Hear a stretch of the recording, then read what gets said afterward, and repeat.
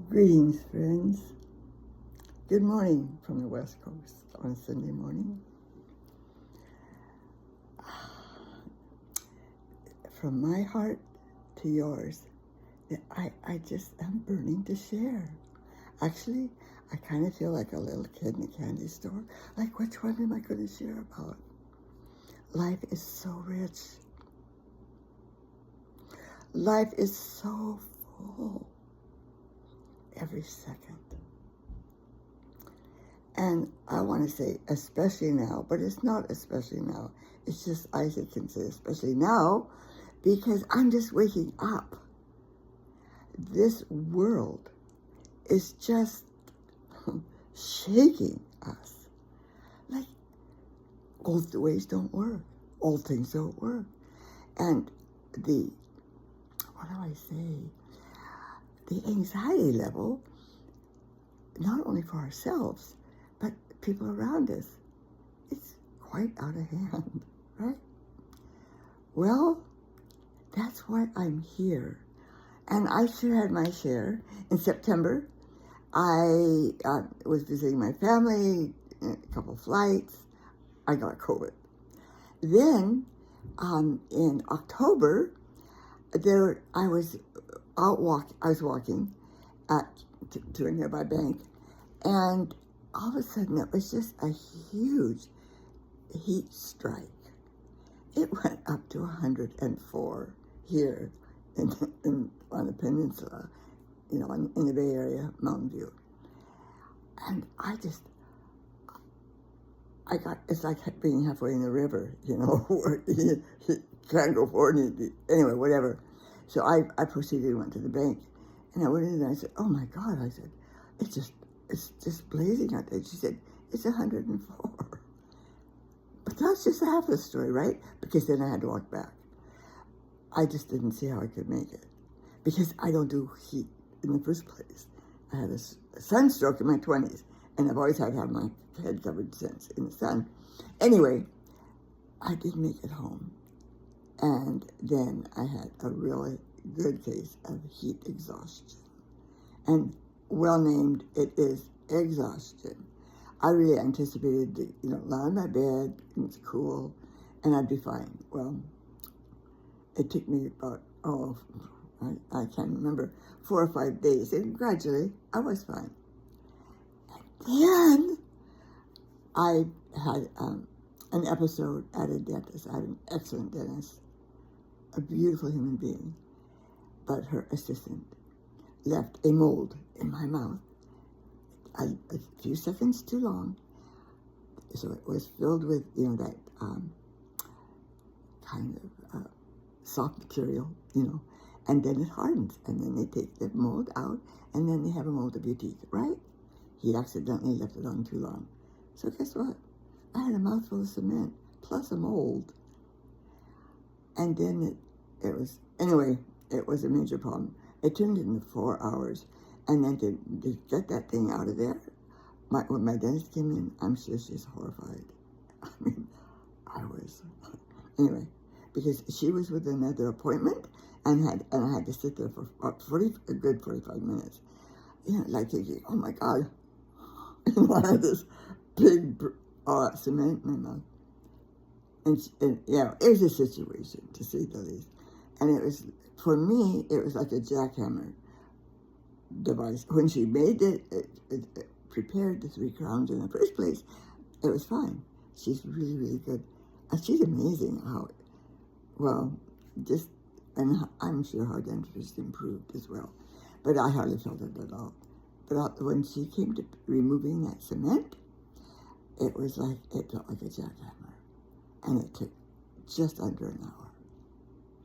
So I walked out of there 4 hours later, trashed.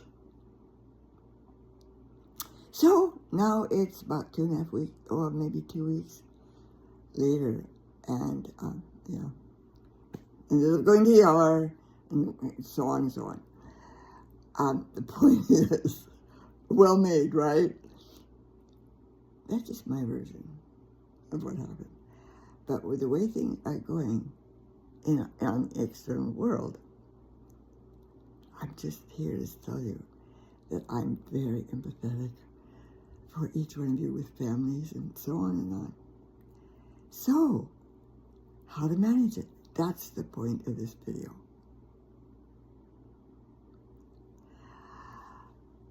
Oh, it's actually, bottom line, is two things.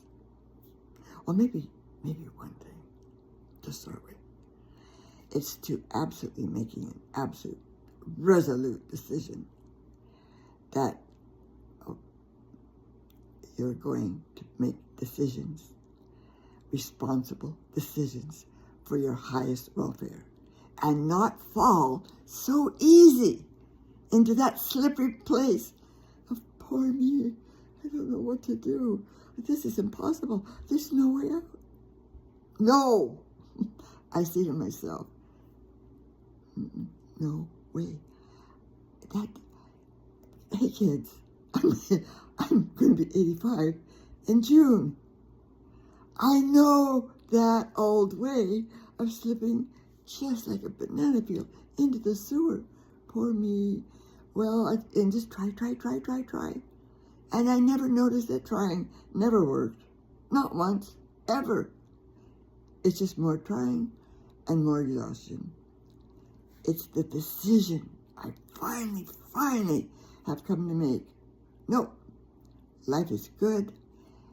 And when I trust in its amazing power, in the amazing power that I am, when I'm trusting, when I trust, and then all of a sudden, I'm really serious. It's a puzzle to me.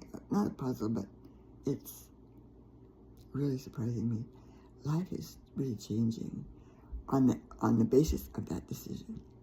And I'm actually seeing, now for example, I'm going to turn my camera around. Look how beautiful the morning is. I mean, the trees, the sky. I'll do them again.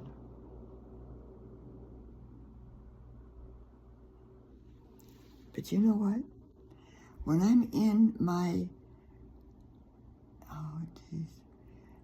sewer, thinking, oh, there's no way out, and all that won't stop. It's like a chipmunk wheel.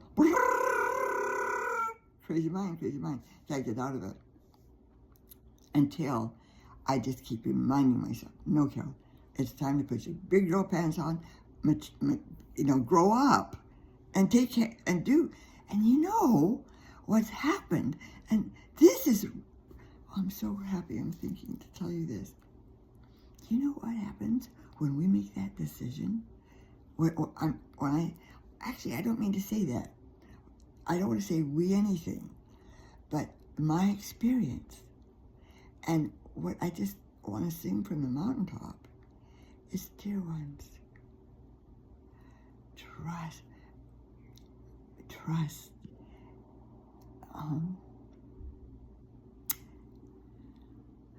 in the goodness of life. And it doesn't operate when we're in our sewer and choose to be falling down and the poor me, and this is really impossible. And believe me, these situations, I'm sure that you're in or have been in. We're human. Just feel totally impossible with no way out. But there is. Finally, I found it. I just finally decided that I'm going to put my best forward and be my best, aspire into be my best self, my highest self, and make decisions according to that. And guess what? This is what has happened. Life turns into miracles. Because in place of like, oh no, this happened, and then adding, accumulating all the reasons to be in the sewer, no, I accumulate reasons, and all of a sudden, I just see how beautiful the earth is, the trees, the sunshine, the rain, which ours is coming, we don't have it yet. And then even that, I live in just this amazing climate. But whatever it is, I know that it's life's goodness and that there's something I need to learn. So when I have these hard experiences, I just know that it's a alert. Carol, there's something in this you need to learn. Now you can wallow in it, or you can decide to live in your highest self and keep your eye out for miracles. And dear ones, that's exactly what I experienced. It's just amazing. But again, it's like looking for the little things, just a little collar, the littlest things. You know, you caught the your oil jar, you know, or whatever. Before it fell, you kind of caught it, for example. Things like that. Just the smaller, the very, very subtle. So that's the main point. That is a good point. It's just the miracles are subtle. And the more subtle they are, I think, I explained them the most profound, like, oh, thank you, that thing. So anyway, dear ones, I'm leaving you with that. Oh, I know, no, I said there were two things as foundational. One was to be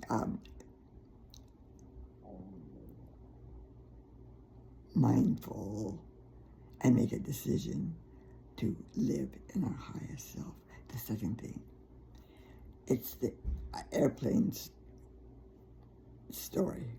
You have to put the mask on yourself first, right? And that's what's going on here. With this world, the way it is, you have to put your own mask on first. And I understand that we want to do it for our children. We're worried about our children, our spouse, our parents, or whatever, and on and on. The second foundational truth is to take care of ourselves. Get enough rest.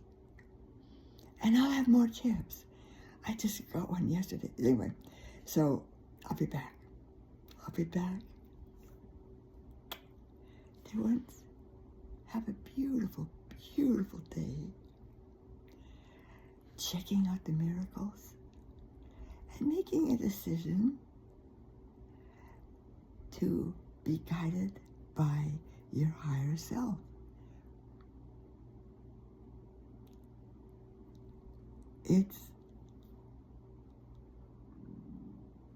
There are no words. It's amazing. Bye, dear ones. See you soon.